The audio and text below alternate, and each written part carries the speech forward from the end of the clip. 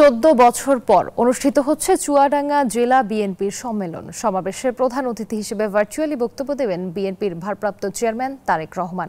শনিবার ভোর থেকে শহরের টাউন হল মাঠে জমায়েত হতে থাকেন বিএনপির নেতাকর্মীরা। বেলা গড়ানোর সাথে সাথে সমাবেশের স্থল হয়ে ওঠে লোকারণ্য। সম্মেলনে আরও বক্তব্য রাখবেন বিএনপি মহাসচিব মির্জা ফখরুল ইসলাম আলমগীর সহ সিনিয়র নেতারা। পরে 808 জন কাউন্সিলর তাদের নতুন নেতৃত্ব নির্বাচন করবেন। এবারই প্রথম ব্যালটের মাধ্যমে নেতা নির্বাচিত হবে এ জেলায়। এর আগে 2010 সালে সর্বশেষ সম্মেলনে হাজী মোজাম্মেল হক সভাপতি ও শামসুজ্জামান দুদু সাধারণ সম্পাদক নির্বাচিত হন।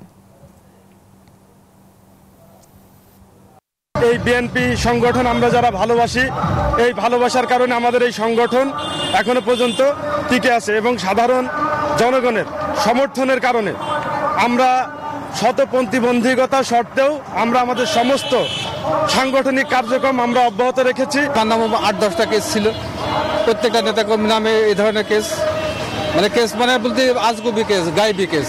সম্মেলন সফল করার লক্ষ্যে চুয়াডাঙ্গা জেলা বিএনপির নির্দেশে আমরা সুন্দরভাবে এত ভালোভাবে উৎফুল্ল মাঝখানে যে আজকে সম্মেলন হবে। এ বিষয়ে আরো জানাতে চুয়াডাঙ্গায় আছেন আমাদের সহকর্মী শফিকুজ্জামান রুবেল, সরাসরি যোগ দিচ্ছেন তিনি। রুবেল, কাউন্সিলে এখন কি আনুষ্ঠানিকতা চলছে? নেতাকর্মীদের উপস্থিতি কেমন দেখছেন, আর তারেক রহমান কখন বক্তব্য রাখবেন? বিএনপির ঘরে সকল সদস্য কাউন্সিলর সবাইকে সম্মেলন কিন্তু চলছে।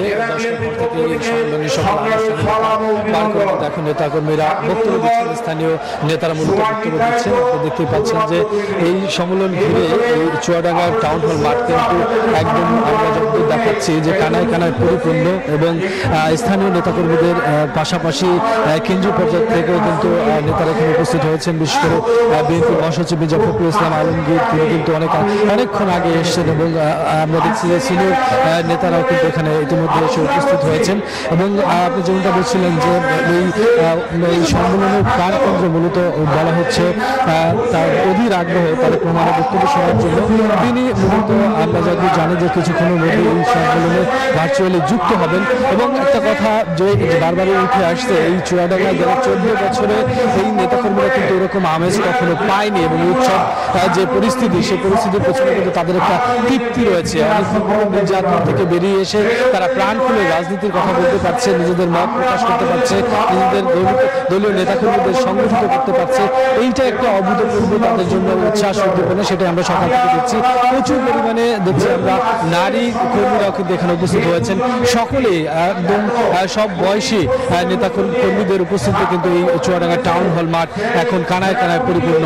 আপনি দেখতে পাচ্ছেন যে প্রত্যেকে সুসজ্জিত হয়েছেন। এবং আপনি জানেন যে আজকে এই দ্বিবার্ষিক যে কাউন্সিল সম্মেলন, এখানে কিন্তু এই চুয়াডাঙ্গায় তারা তাদের নতুন নেতৃত্ব বেছে নেবেন, যেটা ব্যালটের মধ্য দিয়ে অনুষ্ঠিত হবে।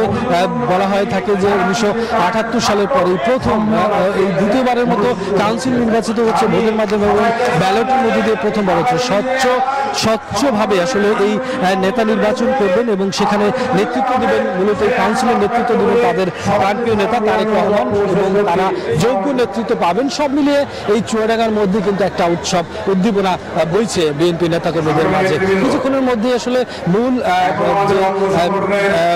নেতাকর্মীরা, প্রধান নেতাকর্মীরা বক্তব্য দেওয়া শুরু করবেন। তো সব মিলিয়ে ছিল এই মধ্যে